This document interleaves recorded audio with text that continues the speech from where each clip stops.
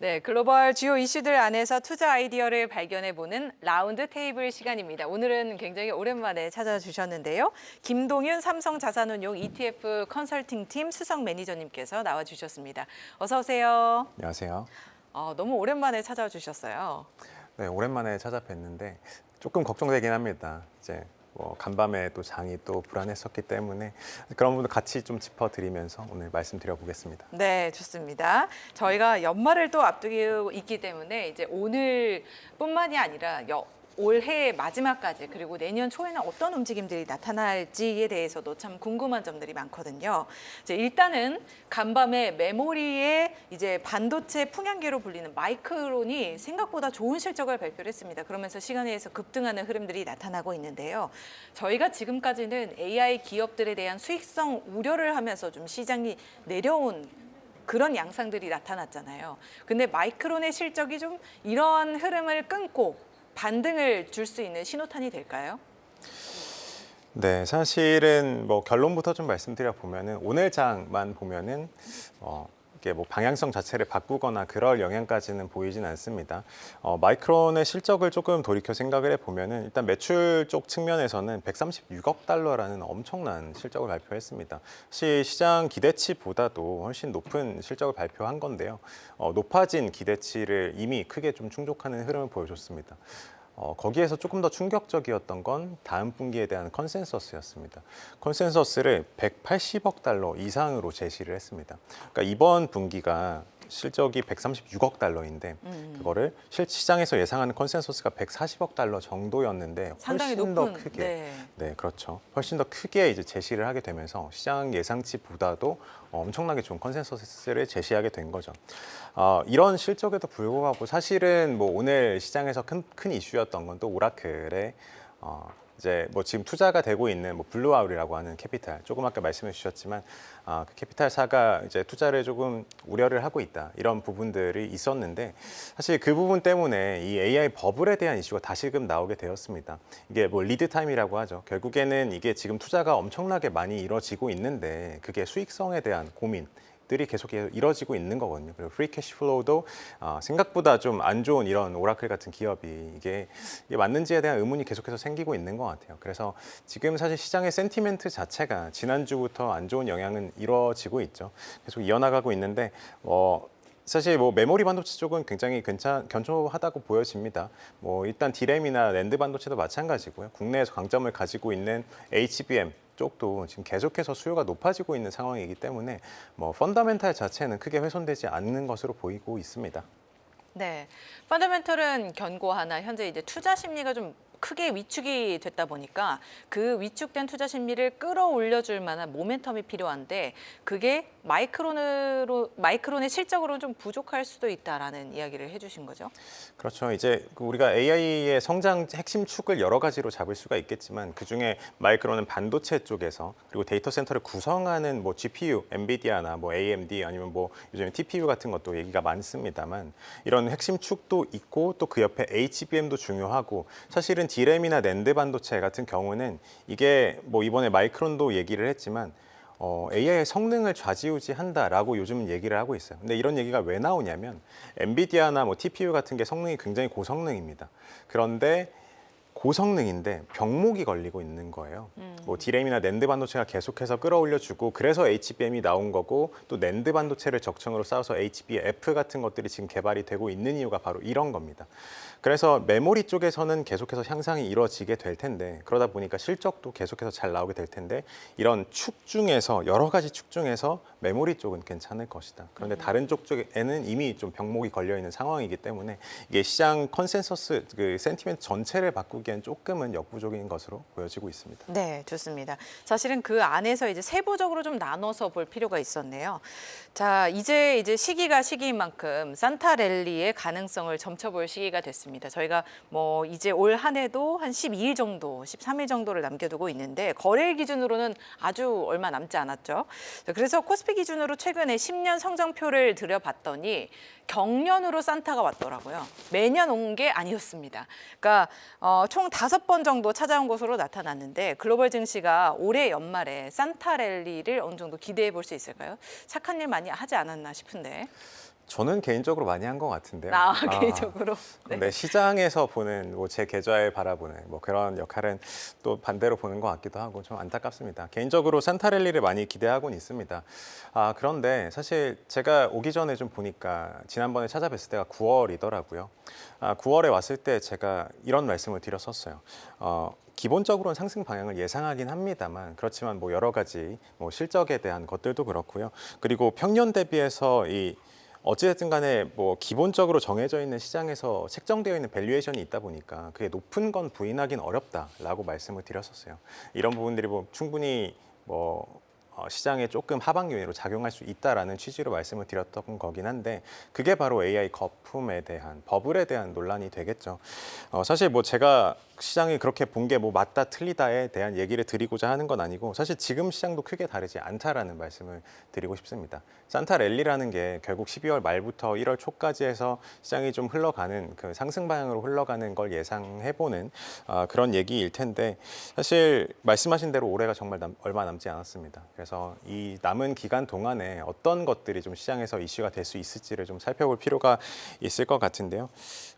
아무래도 지금 뭐 지난주에 있었던 브로드컴, 오라클과 같은 이런 이슈들 그리고 조금 전에 잠깐 말씀드렸었지만 결국에는 이 공급망 쪽에서의 병목이 해소가 될 수 있을지 사실 단기간 내에 해소되긴 어려운 이슈들이죠. 그렇죠. 네. 네, 그렇기 때문에 뭐 산타 랠리를 기대는 하고 있지만 여전히 9월과 동일한 얘기입니다. 기대는 하되 사실은 너무 그쪽에 기대어서만 본다라고 하면 조금 어려울 수 있겠다라는 생각도 들고 있습니다.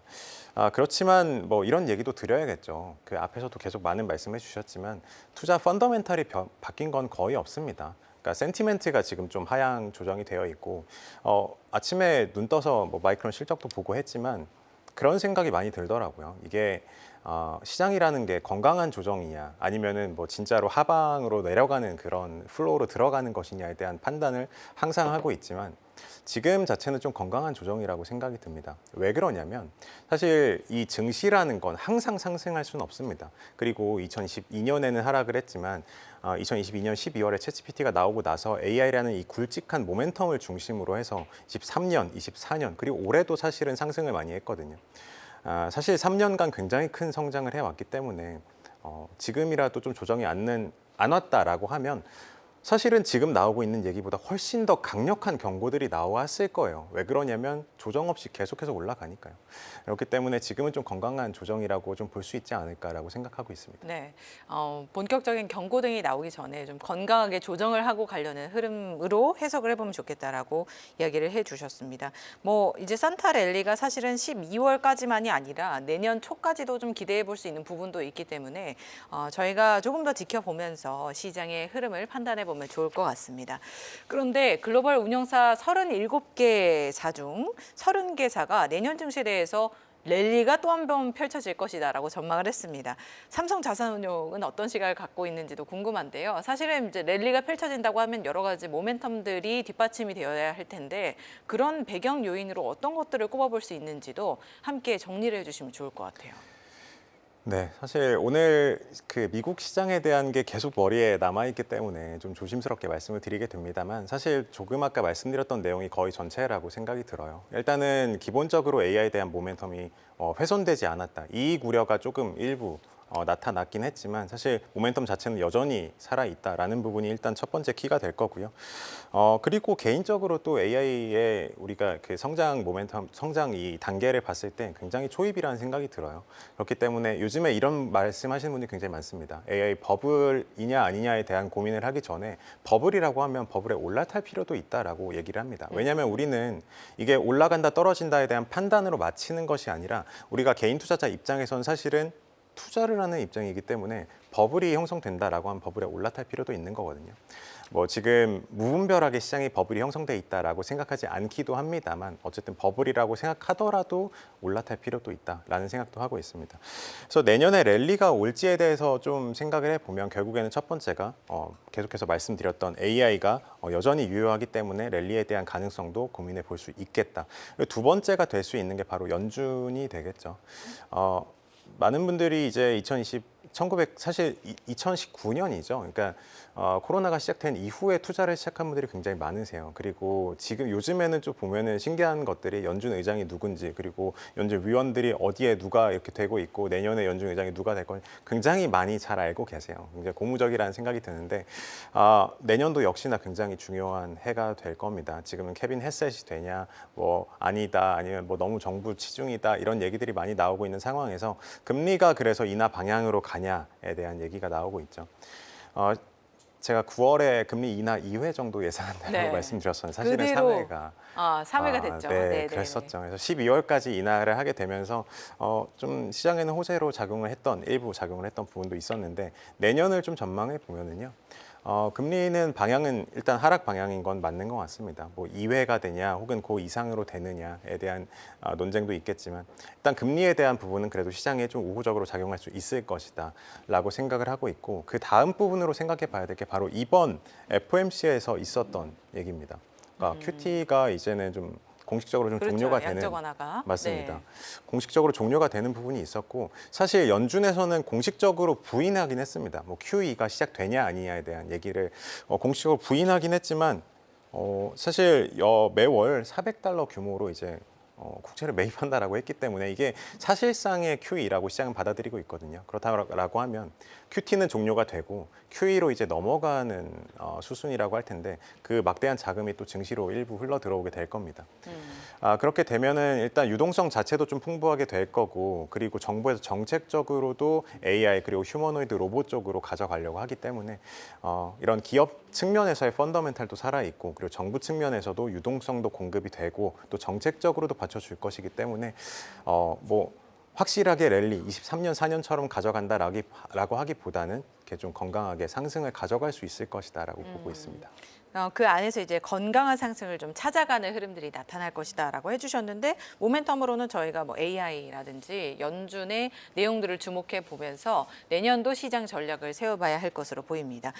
유동성이 일단 풀린다고 해주셨잖아요. 미국에서 이렇게 유동성이 풀리면 사실은 그게 이제 글로벌 시장으로 흘러 들어오기 마련인데, 그러면 이제 투자자들 입장에서는 이걸 미국에 투자를 해야 할까요? 아시아 쪽에 투자를 해야 될까요? 고민이 될 것 같아요. 만약에 우리 매니저님께서 투자를 하신다면 어느 쪽에 하시겠어요? 되게 뻔한 얘기가 될 수 있겠죠. 네. 그렇지만 미국인가요? 아니요. 사실 다 가져가야 되는 게 정답이라고 할 수 있겠죠. 왜 그러냐면 이게 AI가 처음에 나오고 나서 지금까지 시장에서는 everything rally였어요. 모든 것이 그냥 다 간다. 나는 AI를 한다라고 하면은 주가가 올라가는 이런 상황이었어요. 사실상 그런 게 이제 버블의 초입기에 나타나는 형태겠죠. 지금은 사실 우리가 뭐 쉽게 옥석 가리기라고 하잖아요. 그러니까 승자 독식 구조를 가져가기 위한 그 중간 단계라고 볼 수가 있습니다. 그래서 그 중간 단계에서 어떤 기업이 실질적인 헤게모니를 가져가는지, 어떤 기업이 실제로 수혜가 되는지를 좀 가려내는 이런 시기가 오고 있다라고 생각됩니다. 그렇다라고 하면 미국에서도, 그러니까 증시 전반도 일단 빅테크에서는 실적이 잘 나오고 있기 때문에 상승할 것으로 예상을 해볼 수 있어서, 그럼에도 불구하고 사실 그 안에서 옥석이 가려지겠죠. 그리고 이 에브리띵 랠리에서 넘어가는 와중에 한국 기업도 지금 그렇다 보니까 더 수혜가 예상이 되고 있는 상황입니다.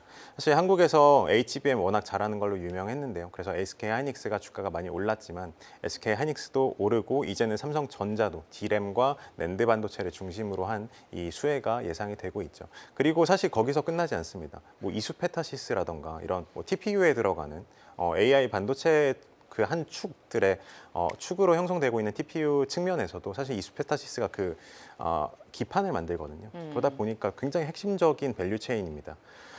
이런 곳들이 점점 더 그 AI 초입에서는 수혜가 예상되지 않았던 곳들로도 이 점점 멀어지고 있는, 커지고 있는, 시장이 커지고 있고 실질적인 수혜가 되는 기업들이 발탁이 되고 있기 때문에 그렇기 때문에 미국도 그렇고요, 한국도 그렇고, 사실 과거 한 2년 전보다는 오히려 더 아시아 쪽에서 수혜가 되는 종목들, 그리고 되는 그런 쪽을 우리가 살펴볼 필요가 있겠다라는 생각을 하고 있습니다. 아시아에서도 선별적인 투자를 해볼 수 있겠다라고 말씀해 주셨고, 그 안에서 이제 뭐 한국의 대표적인 AI 흐름에 따라가는 반도체 기업들 한번 주목해 보면 좋겠다라고 말씀을 해 주셨습니다. 내년에 이제 저희가 준비를 해봐야 하는데 내년도에 어떤 방식으로 투자를 해보면 좋을까 생각을 해보면 개별 기업에 투자를 할 수도 있을 것이고 지수를 따른 지수 펀드나 ETF에 투자를 할 수도 있을 것 같아요. 근데 이제 가장 안정적으로 또 투자를 하는 방법 중에 하나가 ETF라고 하더라고요. 그래서 내년 상승을 이끌 만한 ETF 어떤 종목이 있을지 소개를 해주시면 좋을 것 같아요. 가장 주목하고 계신 거? 네. 일단은 그 ETF를 통한 접근이 굉장히 합리적인 판단이 될 것 같습니다. 왜 그러냐면 이거는 뭐 일단 ETF의 특징이긴 합니다만 우리가 종목으로 접근할 때 그러니까 2023년, 4년처럼 모든 종목이 간다, Everything Rally일 때는 그냥 어떤 종목, AI 관련된 종목에 투자하시면 돼요. 그럼 개별 종목으로 접근하시는 게 아무래도 수익률도 더 가져가실 수 있는 방향이 될 수 있습니다. 그렇지만 앞서 말씀드렸던 옥석 가리기가 진행이 될 때는 사실 모든 투자자가 합리적인 판단을 하기는 어려운 시장이 됩니다. 어떤 기업이 실질적인 수혜가 될지를 가려내는 시기이기 때문에 그렇다라고 하면은 아무래도 전반적인 투자 중에서 해놓고 그 안에서 성장할 수 있는 기업들이 좀 잘 추려놓은 ETF를 선별적으로 투자하실 필요가 있을 거라고 판단이 됩니다. 그래서 앞서 말씀드렸던 것과 좀 연결해서 생각을 해보면 결국에는 국내 반도체에 대한 이 모멘텀이 좀 계속되지 않을까라고 생각을 하고 있습니다. 올해 삼성전자와 SK하이닉스가 굉장히 큰 폭으로 상승한 건 많은 분들 잘 아실 겁니다. 그게 뭐 아무래도 오늘 아침에 이제 마이크론 실적이 나왔다 보니까 조금 그 뒤에 백그라운드를 좀 말씀드려 보면 마이크론인도 그렇고 삼성전자도 그렇고 하이닉스도 그렇고 HBM 쪽으로 당연히 수혜가 너무나도 필요한 건 잘 아실 겁니다. AI라는 이 굵직한 GPU가 중심에 있으면 그 빠른 연산을 해주게 만드는 게 바로 이제 메모리 반도체이기 때문에 그래서 메모리 반도체가 중요하다, HBM이다, HBF다 점점 더 개발이 될 텐데 국내 반도체는 당연하겠지만 그 메모리 반도체 측에서 굉장히 강점을 가지고 있습니다. 그래서 사실 많은 분들 잘 아실 겁니다. 뭐 특히나 게임 하시는 분들은 굉장히 잘 아실 텐데 메모리 가격이 엄청나게 많이 올랐습니다. 최근 한 3개월만 하더라도 거의 2배 가까이 오른 정도로 오, 진짜요? 폭등을 하고 있습니다. 네. 뭐 그리고 쉽게 보면 외장하드 같은 것도 가격이 많이 오른 걸 아실 거예요. 그래서 우리가 실질적으로 와닿는 가격 자체도 굉장히 가파르게 상승하고 있기 때문에 이런 것들이 과거에는 뭐 HBM 쪽으로 워낙 많이 캐파가 투자가 되었기 때문에 사실 이 이상 넘어가서 지금 단계에서는 조금 병목이 걸려 있는, 그러니까 서플라이가 좀 부족한 현상이 굉장히 과도하게 나타나고 있고요. 이런 현상은 비단 지금뿐만 나타나는 게 아닙니다. 왜 그러냐면 생성형에서 이제 추론으로 넘어가게 되는데요. 추론으로 넘어가게 되면은 AI가 학습을 이미 많이 해둔 건 굉장히 고무적이지만 정답에 가까운 것도 이미 메모리를 하고 있어야 되는 거거든요. 그리고 두 번째로는 김동윤이란 저라는 사람이 어떤 AI에 대한 답을 원해 왔는지에 대한 것도 메모리를 하고 있어야 돼요. 그러다 보니까 이 추론형 쪽으로 넘어가는 데 있어서 메모리가 더욱 더 많이 필요하게 되는 상황이 된 겁니다. 그래서 국내 반도체 측에서는 뭐 아무래도 방금 말씀드렸던 삼성전자나 하이닉스를 중심으로 가져가시고요. 국내 AI 관련된 이런 반도체 기업들에 좀 중점적으로 함께 투자할 수 있는 코덱스 AI 반도체 같은 이런 AI가 걸려 있으면서 반도체 밸류 체인에 좀 집중 투자할 수 있는 ETF를 가져가시는 걸 추천드리겠습니다. 개별 종목도 좋지만 이렇게 AI 반도체 종목들, 대표 종목들을 모아둔 코덱스 AI 반도체 ETF에 투자해보는 것도 하나의 방법이 될 수 있다라고 소개를 해주셨습니다. 이제 게임을 하려면 ETF로 투자를 해서 돈을 벌어서 해야 되는 상황이 왔네요. 가격이 너무 올랐다 보니까. 굉장히 합리적인 판단이 될 수 있겠습니다. 네, 좋습니다. 혹시 게임을 하시나요? 직접? 저는 하지 않습니다만 준비를 좀 했습니다. 사실 말씀드리기 위해 조금 더 와닿는 표현을 드리기 위해서 저도 알아보니까 뭐 D램 가격 이런 건 팔로우업을 계속 하고 있지만 이제 메모리 실제 DDR4라던가 DDR5 가격이 굉장히 많이 올랐더라고요. 그래서 말씀드려봤습니다. 네, 좋습니다. 내년에 또 하나의 투자 전략이 될 수 있을 것 같습니다. 오늘 이야기는 저희가 아쉽지만 여기까지 하도록 하겠습니다. 오늘 말씀 고맙습니다. 감사합니다.